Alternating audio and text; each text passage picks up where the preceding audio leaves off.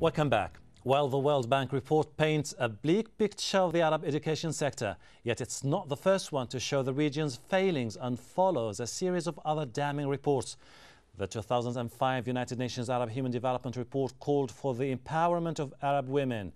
It criticized discrimination against women, citing the high rates of illiteracy amongst them. Again, it called for lifting their participation rate in economics and politics. The 2004 report makes a similar plea. That report called for widespread reforms, the abolition of states of emergency, guarantees for the rights of minorities, and the guarantees of the independence of judges.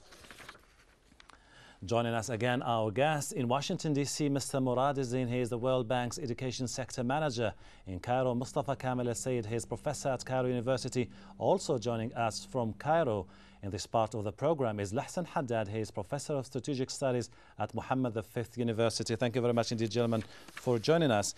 Mr. Lahsan Haddad, Morocco has been cited as one case which is lagging far behind in terms of education. You teach in Morocco. What do you think should be the next step to fix the problem of the education deficit in Morocco?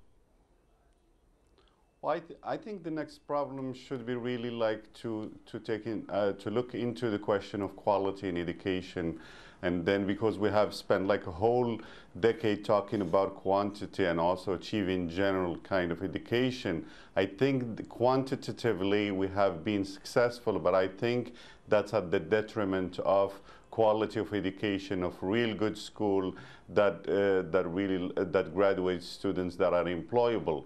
I think the second thing that we need to do is create a system whereby people can be, or educators and education people who are responsible for education should be accountable for the results.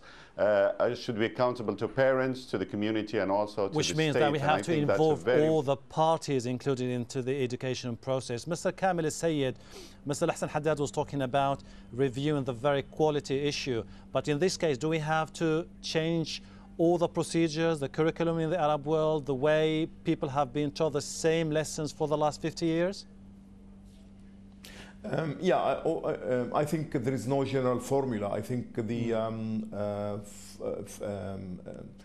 reform proposal has to be tailored to the specific problems of each country. Definitely, in some countries there has been, much improvement in terms of the curriculum. In other countries, teaching methods should be improved. But I think there is, an agenda for reform, and each country should focus on that item on the agenda which is relevant to its own problems. I would like to say that, in many countries, definitely there is a need for improving the curriculum. I would like to see more philosophy taught in schools. I would like also to see more mathematics taught in schools. Definitely, the teaching methods should change from, just, getting students to learn by heart what they are learning to, critical thinking. So now we have to take into account the quality aspect and at the same time the changing of, as you have mentioned right now, of the teaching methods. Mr. Murad Azin, you've been saying in the report that education is detrimental to the human development. How can we bridge the gap between the two, a deficit in education and the deficit in human development in the Arab world?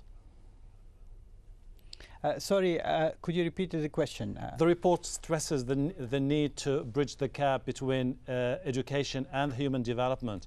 How can we do that?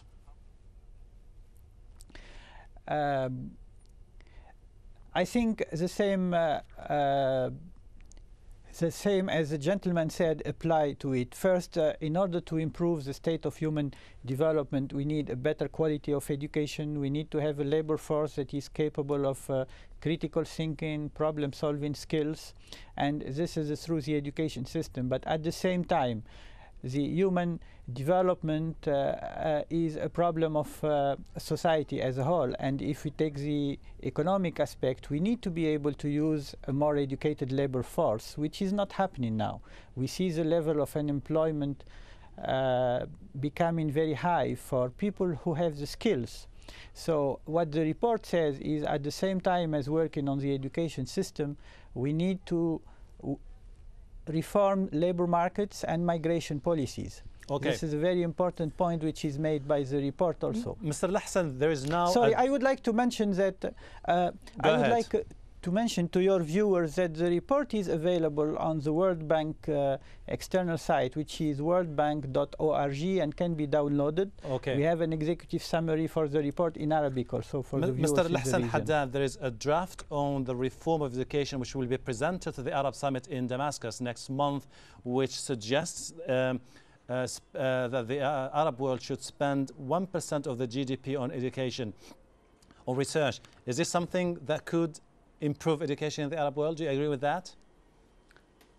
I mean, to a certain extent, but the Arabs are already spending a lot of money. I mean, like some countries is like 5, some countries is 6 of GDP, and Morocco reaches something like 25% of its budget in education. I think there is only so much you can spend when there is a problem of efficiency, when there is a problem of accountability, when there is problem of motivation of teachers. I think there are a lot of, I mean, when you just spend, I think you are just working from the engineering point of view, as the report says, which is what you put into the education in terms of buildings and all of that. I think that's very important. And in Morocco, if we do that, we can have like about 100,000 girls in the rural areas reach the middle school and the secondary school. But you need to work with the people who are in the education. And I think the teachers, we have not done a lot of work. We have raised their salaries, but we have not, I mean, worked on the motivation. I mean, there are a lot of teachers who live like in very bad conditions. Some of them don't go to classes. Some of them teach like multi-level kinds of classes. So if we have to improve all these aspects, we have others saying that how can we, and this my question is to Mr. Kamel Said, how can we improve education in the Arab world when we are suffering at the same time from corruption, bad governance, lack of transparency? How can we put all those things into perspective? Which comes first? Yeah, I think a reform of the education system is part of, should be part of reform of the political system itself. I think this is, something which is amazing about the report. The report calls for public accountability in education, but how can we promote public accountability for education? At the same time, there is no public accountability for the rulers themselves. The political systems of Arab countries, I think, lack accountability for the rulers. The rulers, commit mistakes, engage in blunders, and they remain in their positions for decades. So I think this is, a contradiction in the recommendations which come out of the report. I would like to say also that, can I make this point? I think absolutely, also go ahead. The report, I would like to say that it is quite artificial in calling for improvement in the education system and saying nothing about, the kind of jobs that are created in the labor market. The economic growth in Arab countries does not produce sufficient jobs for highly skilled people. So we, could produce highly skilled people, engineers and medical doctors, but they don't find jobs, not because the country lacks, but because there are too many engineers and medical doctors. The report, so I think it is, the report highlights a roadmap for success, or the 3 components of reform. Number 1 is the right use of technology. Mr. Muradi, how can we do that or implement that in countries where people are very poor and the budget is not that enough to provide people with technology in schools and university campuses? I don't think that the technology plays an important role in learning the type of skills that are needed in the region and that are needed for the knowledge economy. They can help probably, but the problem is not there. And as you said yourself, countries that have invested heavily in technology, for example, the Gulf country, did not achieve better results in international tests. What is important is a culture of assessment, is measuring the impact of the policies that are put in place and holding the education system and the stakeholder accountable. And I would like to come back to the issue of governance. It's very important, and I totally agree with Professor Haddad. However, I don't think that we can say that in order to improve governance in the education system, we need to improve governance in political governance, for example. That's not what we found out. Okay. You can have better results by improving the kind of relationship that exists between the state, which is funding education, and the institutions There's another that provide education. There's another component for reform mentioned by the report, which is the enhanced performance compensation. Mr. Lahsan Haddad, as a teacher yourself, do you think that giving the schools, public schools, universities, the right to hire and fire teachers based on their performance is something that could be applied in places like Morocco, which is lagging far behind in terms of education?